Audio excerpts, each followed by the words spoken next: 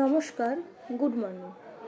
আমি জেনারেলি কোনোদিনও ফেসবুকে ভিডিও বানাই না, আমি ভিডিও বানাই না, একদমই বানাই না, কোনো দিনই না। আমার প্রোফাইল ঘাটলে আপনারা বুঝতে পারবেন আমি কোনো দিনই বানাই না। তো অনেক ঘটনা হয় যেগুলো বানাতে ইচ্ছা করে, বাট টাইমের অভাবে আর সোকল্ড আমি অত সোশ্যাল মিডিয়ায় ভিডিও বানানো পাবলিক নই বলে আমি বানাই না।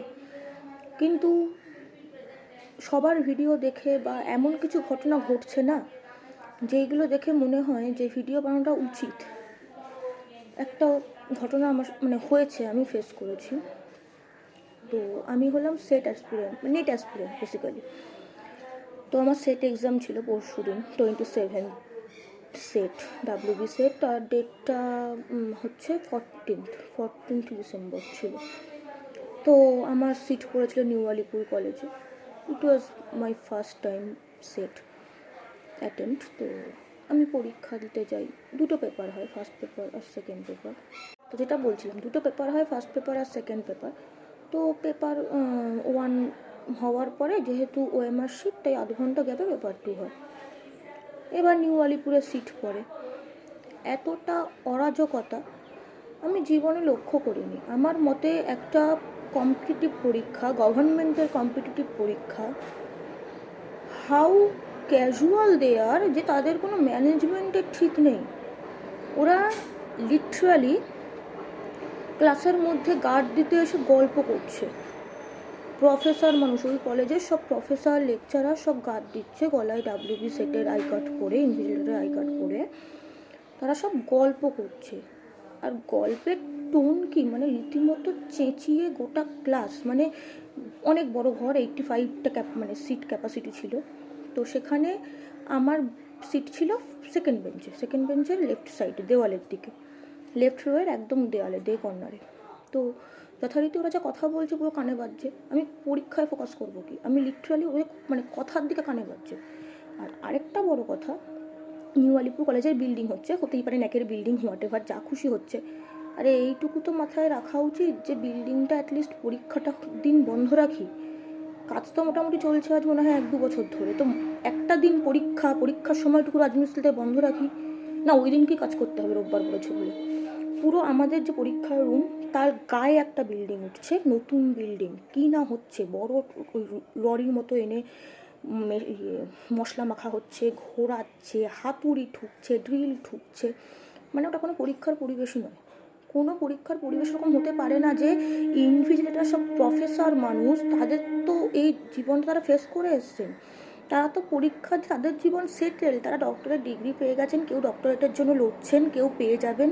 তারা সব স্যালারিড পার্সন, তারা সব গভর্নমেন্ট এমপ্লয়ি, যারা রীতিমতো গভর্নমেন্ট এমপ্লয়ি, তাদের জীবন সেটেলড। আমরা তাদের কাছে ছেলে মেয়ের বয়সী, হ্যাঁ সেটে কাকু কাকিমাদের বয়সী মানুষরাও পরীক্ষা দিতে যান, যেহেতু এজ লিমিট 60 বছর অবধি। তো আমার মতে একটা অ্যাসপিরান্টদের সাথে কীরকম বিহেভ করতে হয় তারা জানে না। তারা ক্লাসের মধ্যে গল্প করছে, আমি এই বিহেভিয়ার কথা বলি, এমন হচ্ছে রুড বিহেভ করছে, এটা নয়। কারণ রুড বিহেভিয়ার জায়গায় উঠবে না, এখন সবাই পরীক্ষা দিতে ব্যস্ত। রীতিমতো ক্লাসে 3টে স্যার একটা ম্যাম মিলে গুছিয়ে বসে গল্প করছে, পেছন দিকে ছাত্রদের দিকে পেছন করে, ম্যামটা চেয়ারে বসে রীতিমতো গল্প করছে। ফার্স্ট পেপার যেহেতু 1 ঘন্টার, সেখানে যাও বা কম, সেকেন্ড পেপার 2 ঘন্টার বলে সেখানে তারা ভুলেই যাচ্ছে একটা পরীক্ষা হচ্ছে। এদিকে যখন ক্লাসে কেউ কথা বলছে, তখন তারা ঘুরিয়ে কেন কথা বলছো, why are you talking, don't talk. আরে নিজেরা সেটা আপনি আচরি ধর্ম অন্যরে শিখাও, আগে তো নিজে সেটা মানুন। ক্লাস পরীক্ষা হচ্ছে, একটা কম্পিটিটিভ পরীক্ষা। সেম জিনিস আমরা ফেস করতাম যখন গ্র্যাজুয়েশনের পরীক্ষা দিতে বসতাম, মাস্টার্সে নয়। আবার প্রফেসর ওয়াজ টু গুড, তারা নিজেদের মতো কাজ করতো, চুপচাপ থাকতেন। আমি মেন ক্যাম্পাস থেকে ইকোনমিক্সে পাশ করা একটা মেয়ে, এবছরই এমএসসি পাশ করেছি, পুরো ফ্রেশ অ্যাপ্লিক্যান্ট। তো আমি যখন কলেজে পড়তাম, আমাদের সিট পড়তো সাউথ কলকাতা গার্লস কলেজে, বরাবরই ওই কলেজে গিয়ে দেখতাম রীতিমতো মেয়েদের কলেজ, আর আমাদের সঙ্গে সব সিট পড়তে হচ্ছে ওই প্র্যাকটিক্যাল পরীক্ষাগুলো। আমার নন ল্যাব ছিল বলে আমার 3 ঘন্টার এক্সাম হতো, আর ওদের 2 ঘন্টার এক্সাম হতো। ওদের বেরিয়ে যাওয়ার পর গোটা ঘরে হয়তো আমি আর আরেকটা মেয়ে বসে আছি ইকোনমিক্সের। ম্যামরা ভুলে যাচ্ছেন এখনও কেউ পরীক্ষা দিচ্ছে। কিসের গল্প? মেয়ের বিয়েতে এরকম একটা ব্লাউজ কাটিয়েছি, মেয়ের বিয়েতে এরকম একটা শাড়ি কিনেছি, যার দোষটার দাম এরকম। আরে what the hell is this? আপনি এত বড় একটা সম্মানীয় ব্যক্তি, সেটা বজায় রাখার চেষ্টা করুন। এমন কাজ কেন করেন যেখানে গাল খান, যেখানে আপনাকে গাল মানে গাল দেওয়ার মতো জায়গাটা তৈরি হয়? কেন করেন এমন কাজটা? পরীক্ষা দিতে এসছি, ইয়ার্কি মারতে আসিনি। 1400 টাকা দিয়ে পরীক্ষা দিতে এসছি, জীবন মরণের প্রশ্ন এটা। আপনারা দাঁড়িয়ে গেছেন, আপনাদের গল্প করে কেটে যাবে, আমাদের চলবে না। আপনাদের গল্পের জন্য আমাদের কনসেন্ট্রেশন ব্রেক হচ্ছে। আপনি ভাবছেন কেউ শুনতে পাচ্ছে না, কিন্তু 4 জন মিলে ফিসফিস করে গল্প করলে ওটা জোরে জোরে কানে বাজে। আর যেখানে মানে ফার্স্ট রোয়ের দিকে ছেলেমেয়েদের তারও বেশি করে কানে বাজে। সেকেন্ড বেঞ্চে বসে ওই ঠং ঠং করে কনস্ট্রাকশনের কাজ হচ্ছে, তারপর কলেজের, এমন না যে স্বামী বিপদের কাজ হচ্ছে, তাহলে কিছু বলতাম না যে হ্যাঁ ওখানে কাজ হচ্ছে, ওখানে হস্তক্ষেপ করার কোনো জায়গা নেই। কলেজের কাজ, কলেজে যখন সেটের সিট পড়েছে, কলেজে তো উচিত যে একটা দিনের জন্য কিছু ঘন্টার জন্য কাজটা বন্ধ রাখি, ঠিক ওই 3টে ঘন্টার জন্য সকাল 10:30 থেকে 2 অবধি কাজটা বন্ধ রাখি, না রাখবো না। ওই সময় আরও বেশি করে কাজ করব। মানে যাবতীয় মেশিন এনে মশলা ঘুরিয়ে হাতুড়ি ঠুকে মানে যাচ্ছে তাই অবস্থা। আমার খাতায় যিনি সাইন করেছেন ওএমআর শিটটা, আমার তার নামটাও মনে আছে, আমি চাইলে নামটা এখানে মেনশন করতে পারি, কিন্তু আমি করছি না। বেকার ঝামেলায় জড়িয়ে আমার লাভ নেই, কারণ আমরা তো স্টুডেন্ট, আর অ্যাকাডেমিক চেনটা খুব মানে কানেক্টেড চেন, ফেঁসে গেলে মুশকিল। কিন্তু আমি করতে বাধ্য হলাম ভিডিওটা এই কারণে যে এরকম হয় না। মানে কেন সব সময় গ্র্যাজুয়েশনের সময় সিট পড়লে আপনারা এরকম করবেন, আপনারা পুরো সংসারের গল্প নিয়ে বসবেন? আর লোকে বলে মেয়েরা গল্প পার, ছেলেগুলোকে দেখে শিখুন।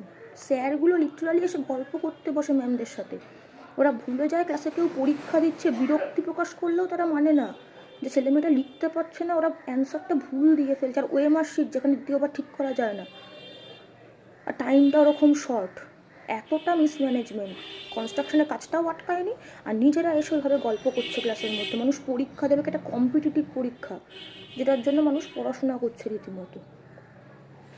মানে এটাই আমি জন্যই ভিডিওটা করলাম। আমি কোনোদিনও ভিডিও করি না, মানে আপনারা চাইলে ইগনোর করতেই পারেন, কিন্তু আমার মনে হয় আমার মতো এরকম সমস্যা প্রচুর ছেলে মেয়ে ফেস করে, প্রচুর ছেলে মেয়ে। মানে এখন বলতে গেলেই খারাপ, বলতে পারা যাবে না। এবার সবাই এমন নয়, এমন অনেক গার্ড আছেন, মানে গার্ড দেন এমন অনেক টিচার অত্যন্ত ভালো করে চুপ থাকেন, বরঞ্চ অন্য কেউ কথা বলতে আসলে নিজে বেরিয়ে যান অন্য কাউকে বসিয়ে, কিন্তু বাকিরা ভুলে যায় সেটা। মানে 98% মানুষজন ভুলে যায় যে আমরা একটা প্রফেসর, আমরা একটা টিচার, ক্লাসে বসে কেন গল্প করছি, অত পরীক্ষা দিচ্ছে। এতটা ক্যাজুয়াল তারা, তাদের কাছে আমাদের জীবনের কোনো মূল্য নেই। তারপর তারা বলবে যে তোমরা পারো না, তোমরা কিছু লিখে আসতে পারো নি। আরে লিখতে দিলে তো লিখতে পারবো। যাই হোক, এইটুকুই বলার ছিল। আমার মনে হলো এটা ভিডিওটা করা উচিত, তাই।